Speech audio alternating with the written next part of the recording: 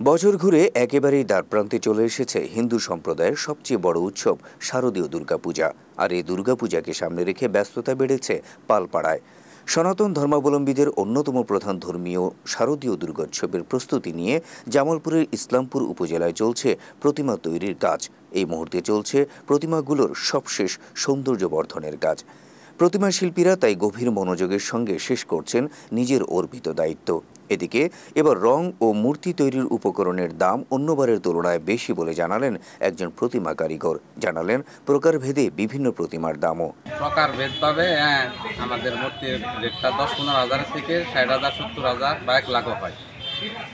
এইভাবেই আমরা কাজ করি। আর সব বছরের চাইতে এই বছর রঙের দাম, সব দ্রব্যমূল্যের দাম বেশি। এবার শান্তিপূর্ণ পরিবেশে পূজা উদযাপনে স্থানীয় প্রশাসনের পক্ষ থেকে নিরাপত্তা সহ সব ধরনের সহায়তা পাওয়ার কথা জানিয়েছেন পূজা আয়োজকরা। প্রশাসনের নেওয়া বিভিন্ন পদক্ষেপে সন্তোষ প্রকাশ করেন তারা।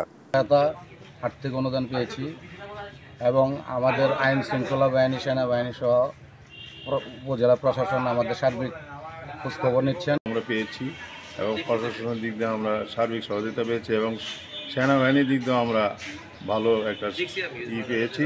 তাতে কোনো সন্দেহ নেই, আমাদের এখানে ভালোভাবেই সব কিছু চলছে এবং পুলিশ প্রশাসন থেকে সবসময় আসছে।